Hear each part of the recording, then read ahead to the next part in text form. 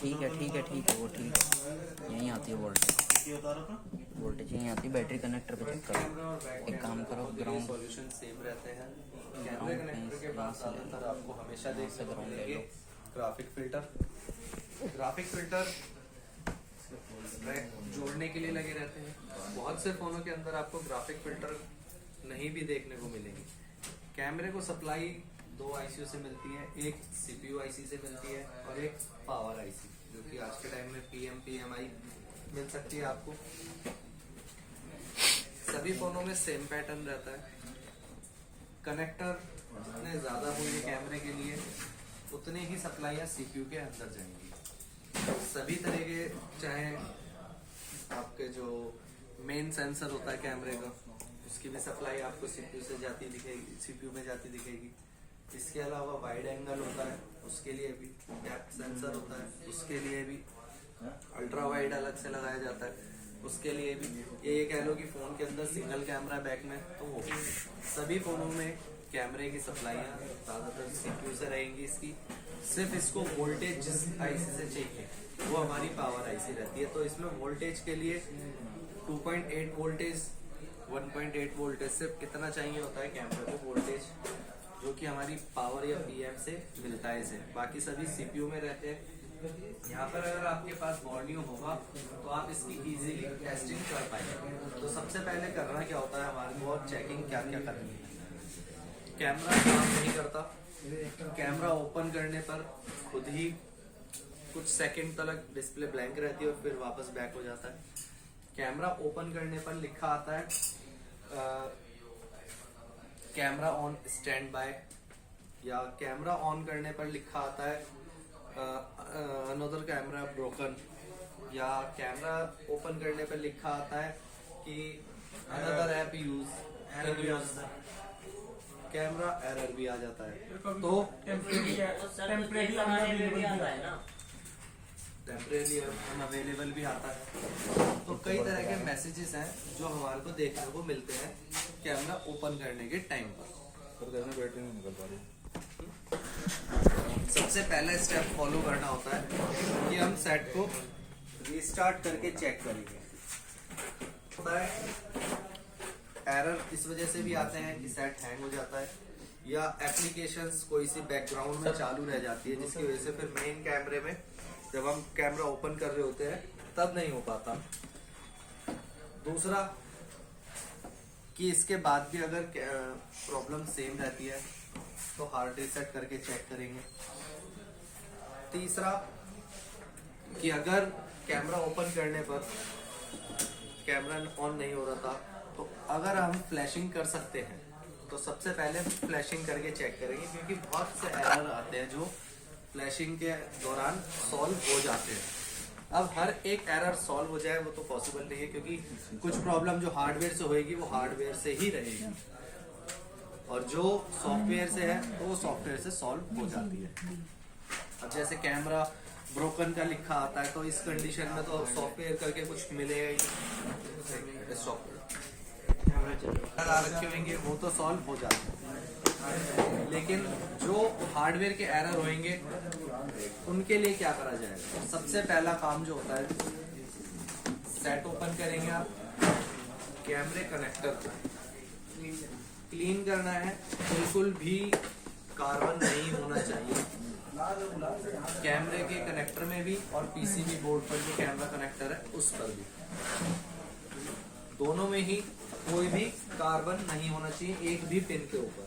अगर एक भी पिन पे कार्बन है तो कनेक्टिविटी नहीं होगी और वही एरर आएगा। दूसरा कि कैमरा के कनेक्टर को लूज कनेक्शन के लिए चेक करें। ऐसा तो नहीं है कि कैमरा कनेक्टर कई बार निकालने लगाने में लूज हो गया है, जिसकी वजह से जब आप उसे सेट में लगाते हैं तब तो आपको लगता है कि लग गया, लेकिन जब पैक करने के बाद आप देखते हैं तो कैमरा लूज हो जाता हो। तो इस चीज को भी आपको चेक करना है। तीसरा, कैमरा बदलकर चेक करें। कैमरा बदलकर चेक करने के लिए आपके पास सेट ऑन लेकर के जाना पड़ेगा आपको मार्केट में, और फोन खुला हुआ होना चाहिए। ऐसा नहीं है कि आप डायरेक्टली कैमरा मार्केट से खरीद के ले आए। कई बार खरीदे हुए कैमरे भी खराब निकल सकते हैं, क्योंकि ऐसा हो सकता है जैसे आप कैमरा प्लग करेंगे फोन के अंदर और कैमरा ओके ना आने की बजाय ब्लू स्क्रीन आ रही है, या आपका ग्रीन ज्यादा कॉम्बिनेशन दिख रहा है उसमें, क्योंकि ये जो होते हैं सेट से रिमूव किए जाते हैं। मैन्युफैक्चरिंग नहीं होती, मैन्युफैक्चरिंग सिर्फ उसकी होती है जो आईफोन में आती है। आईफोन में क्योंकि इसके फ्रंट स्पीकर का जो पत्ता होता है, जो प्रॉक्सिमिटी सेंसर का पत्ता होता है, अक्सर ये कट जाने पर मार्केट से मिलता है तो उसकी क्वालिटी बेस्ट नहीं मिलती। वो चाइनीज कैमरा होने की वजह से वो क्वालिटी नहीं मिलती जो जेन्युइन में आती है, ठीक है ना। तो इसलिए सभी फोनों में कैमरा आप कभी भी चेंज करने जा रहे हैं तो वो फोन साथ लेके जाएं, वहीं पर उसमें लगा के तब चेक करें। बिना लगाए चेक नहीं करना कि बस बिना लगाए सीधा खरीद ले, ऐसा मत करना। प्रॉब्लम आपको ही होगी कि वो कैमरा खराब निकला तो आपका पैसा वेस्ट जाएगा। इसके बाद भी अगर प्रॉब्लम सॉल्व नहीं होती कैमरा चेंज करने के बाद भी, तब हमारे को चेक करना होता है इसका ट्रैक चेक करने के लिए आपके पास बोर्नियो होगा तो बेस्ट है। क्यों? क्योंकि बोर्नियो से ही आप इसकी किस पिन पर वैल्यू आनी चाहिए और किस पिन पर बीप साउंड आना चाहिए ये देख पाएंगे। बिना बोर्नियो के इस तरह के प्रॉब्लमों को सॉल्व आउट करना पॉसिबल नहीं होगा। तो यहाँ पर अगर हम देखते हैं सबसे पहले तो कि ये जितनी भी रेड लाइटें हैं ये सारी हमारी वोल्टेज की हैं, देख लेते हैं। जिसमें कि 1.2, 2.8, 1.8 और 1.2.8 नहीं, ये 4 सप्लाईयां हमारी इस कैमरे कनेक्टर पे पहुंचेंगी जो कि वोल्टेज के साथ। चारों ही सप्लाई PMIC से आती है। इसके बाद जितनी भी बाकी की सप्लाईयां बच रही हैं इसमें आपको देखने को मिल रहे हैं यहाँ पर रेसिस्टर सारे के सारे ही HVR लगे हुए हैं 2.2 किलो ओम के। अगर इसकी जगह पे आप जंपर लगा देते हैं कैमरे की प्रॉब्लम सॉल्व तो हो जाएगी, लेकिन आगे चल करके फिर से प्रॉब्लम क्रिएट हो जाएगी। तो इसके लिए यहाँ पर आप जंपर ना लगा के रेसिस्टेंस ही लगाएं, क्योंकि देखिए किसी भी सीरीज कंपोनेंट की जगह जंपर लगा देना ठीक है उस टाइम के लिए टेम्परेरी सॉल्यूशन।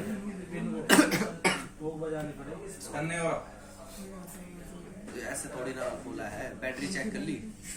सॉल्यूशन जो हम सीरीज कंपोनेंट को हट जाने पर या सीरीज कंपोनेंट के हटे होने पर सिर्फ जंपर लगा के ट्रैक को ओके कर लेते हैं, वो टेम्परेरी सॉल्यूशन होता है। परमानेंट सॉल्यूशन करने के लिए आपको कंपोनेंट ही रिप्लेस करना सही रहता है। दूसरा कि यहाँ जो पैरेलल कंपोनेंट्स आपको देखने को मिल रहे हैं वो ज्यादातर सिर्फ NPC देखने को मिल रहे हैं। NPC से सप्लाई जाएगी आपके पावर आईसी के अंदर, और ये सभी लाइनें जो एक साथ मर्ज हो जाती है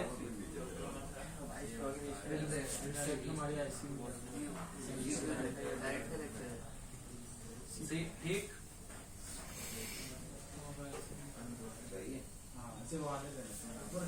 ये रही हमारी PMIC जो कि चार्जिंग के लिए भी काम कर रही है। यहाँ पे ये रही हमारी एक और कनेक्टर आ गया, एक और कैमरे का।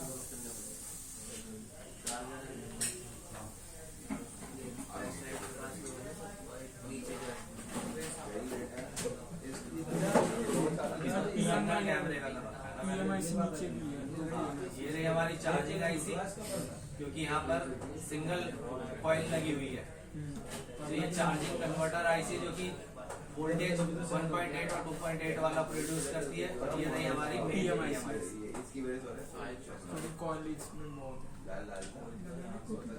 ठीक।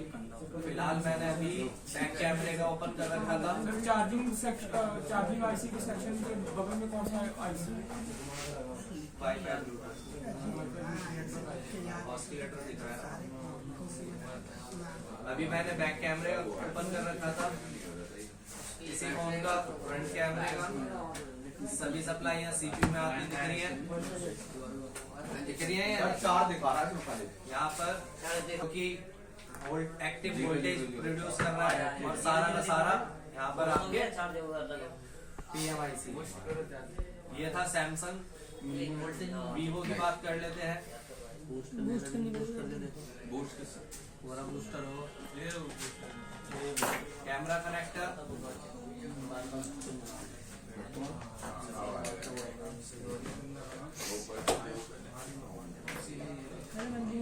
ये रही हमारी PMIC, यहाँ पर CPU में कंपोनेंट देख लेते हैं, कहीं पर भी नहीं दे रखे। यहाँ पर जो PM के लिए जाते हैं उस पे दे रखे, बाकी के कहीं पर भी कोई कंपोनेंट नहीं है, सीधे सारे के सारे ट्रैक CPU में। बैक कैमरे इसमें भी डायरेक्ट सप्लाइयाँ CPU की वाली डायरेक्ट है और PM वाली भी ऑलमोस्ट डायरेक्ट ही है, क्योंकि बहुत कम कंपोनेंट दे रखे हैं।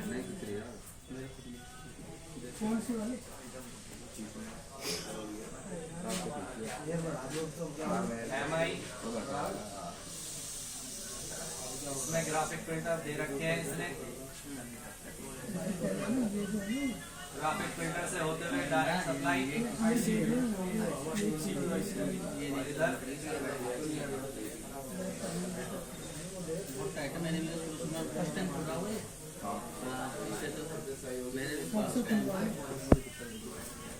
मैंने ये करी थी दूसरी वेटर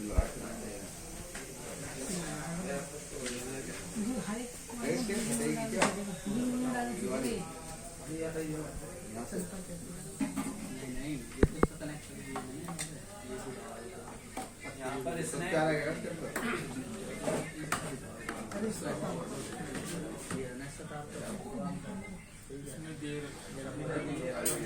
यहाँ पर रेसिस्टेंस मिल जाएंगी आपको सीरीज में, और कई कैपेसिटर लगे हुए हैं जो कि सीरीज में है।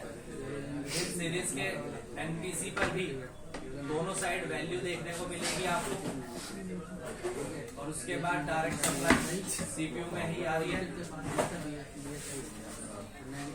यहाँ पे PMIC में जो सप्लाई जानी चाहिए वो कन्वर्टर लगे होने के साथ साथ आएगी, जो कि यहाँ पर कॉइलें लगी हुई हैं। यहाँ पर एक LDO है, इसके बाद सभी सप्लाई पावर IC जो पावर की है, सर वोल्टेज स्विचिंग करने के लिए लगाया जाता है, जो ज्यादा आ रही वोल्टेज को कम करके पास करने के लिए निकालता है। जो 1.8 और 2.8 वोल्टेज मिलती है इसे, वो LDO के थ्रू ही मिलती है। आजकल LDO ज्यादातर सभी PMIC में ही देखने को मिलते हैं। कई सेक्शनों में 10-12 LDO यूज किए जाते थे, तो आज के टाइम पर IC में ही इंटरनल LDO यूज किए जाते हैं। तो रुक जाए बैटरी हटा दो। तो अब बोर्ड पर LDO भी नहीं देखने को मिलता है, ये हमारे डायरेक्ट IC से प्रोड्यूस करता है। ये निकलने रे कुछ है करें 7 के बाद या 8 के बाद जितने भी आईफोन हैं उनके लिए, तो उसके लिए आपको सबसे पहले तो एक तो प्रॉपर सारा काम IC वाला रखना पड़ेगा, eMMC वाला। इसके लिए क्योंकि X के साथ जितने भी स्टार्टिंग के मॉडल रहेंगे, X, XR, XS, XS Max, 11, 12, 13, 14, इन पर आपके लिए SMD का काम तो 50% रह गया। 50% काम हीटिंग स्टेशन का है। अगर आपके पास हीटिंग स्टेशन होगा तो ही आप इसको SMD के थ्रू इसको रिमूव कर पाते हैं। अब हीटिंग स्टेशन और SMD, सबसे पहले तो SMD आपको वही रखनी पड़ेगी 100% लेड फ्री वाली, ठीक। दूसरा हीटिंग स्टेशन रखना पड़ेगा। तीसरा आपके हाथ में इतनी सफाई होनी चाहिए कि आप आईफोन के नॉर्मल मॉडल के कंपोनेंट भी अगर लगा पा रहे हैं, तब जा करके आप इस पे काम करने के लिए 2-4 महीने प्रैक्टिस के बाद ही कर पाएंगे। क्यों? क्योंकि इसके अंदर आपको देखने को मिलेंगे डुअल बोर्ड।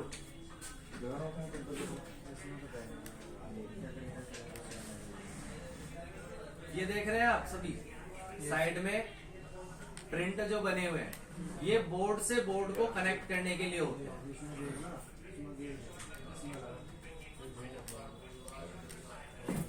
अब के जितने भी बोर्ड आ रहे हैं, साइज में अगर मैं दिखाऊं तो इतना साइज रहता है। आपके फोन का भी बोर्ड चेंज हो गया। अच्छा, वो जो ये वाला का सेक्शन होता है। अब इसमें क्या है कि 2 बोर्ड पेस्ट किए गए, यही आपको सेगमेंट वन प्लस में देखने को मिलेगा, जो कि वन प्लस 9, 10 और 11 में है। इसमें भी 2 बोर्ड कंबाइंड है। यही सेगमेंट आपको वीवो के X सीरीज में देखने को मिलेगा। यही सेगमेंट आपको जो अभी S20 अल्ट्रा जो सैमसंग के फ्लैगशिप फोन है, इनमें देखने को मिलेगा।